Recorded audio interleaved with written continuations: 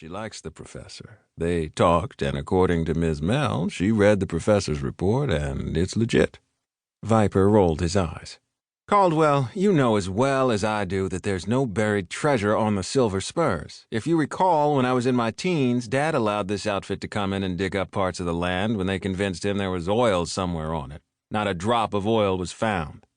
"I remember, but I guess Miss Mel figured a little digging wouldn't hurt anything since it's a small area, away from the main house and far away from where the cows are kept. It's the South Pasture." "The South Pasture?" "Yes, nobody ever goes over there." Nobody but me, Gavin thought.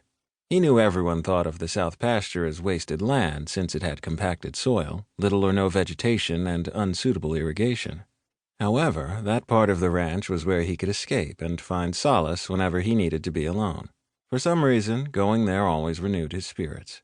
It was where he'd gone as a kid whenever he would miss his mother, where he'd gone after getting word about his father being killed in the Middle East. And last year he had camped out there a couple of days after returning from his mission and believing his teammate Coop was dead. It was there in the South Pasture where Gavin had dealt with the thought of his good friend dying. "Like I said, Gavin, your grandmother has everything under control." He wasn't so sure of that. "I'll find that out for myself, since I'll be home in a few days. Don't mention my visit to Grandma Mel. I want to surprise her." When he hung up the phone, he rubbed a frustrated hand down his face. "Viper, hey man, you okay?" Viper turned to see 4 sets of eyes staring at him with concern. His SEAL teammates.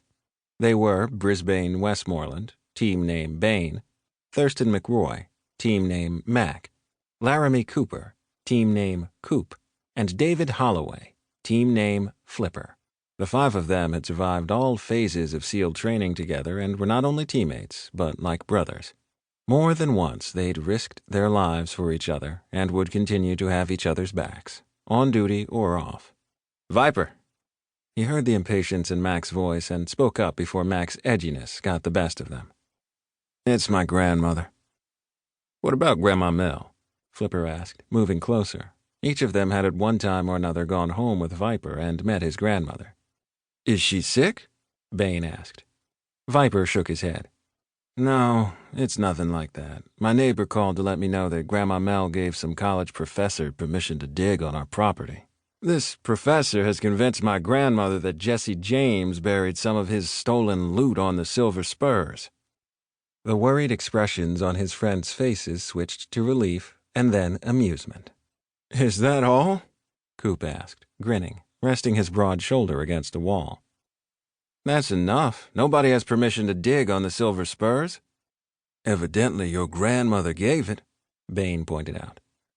"Well, that permission is being rescinded, and I'm going to make sure Grandma Mel and this professor know it." "Did you talk to Caldwell?" Flipper asked. "Yes, but he'll go along with anything my grandmother says. Now I have to head straight home instead of making that pit stop in Mississippi like I'd planned.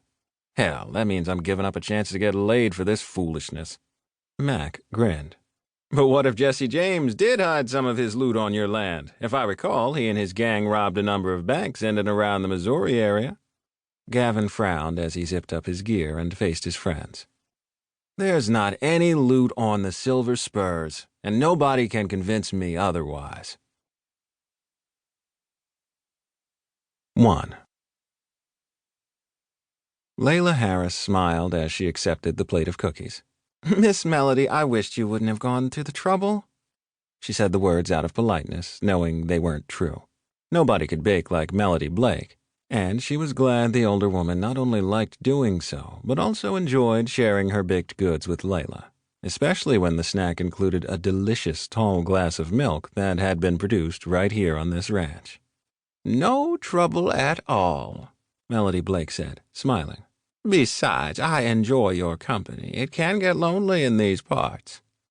Layla knew the Silver Spurs was a good half-hour car ride from town. At least Miss Melody had neighbors living fairly close who checked in on her regularly. Layla had discovered the land owned by the majority of the people in this area had been in their families for generations, and most of it was used for ranching cattle. There was something special about the 1,800 acres encompassing the Silver Spurs and the spacious Blake family ranch home.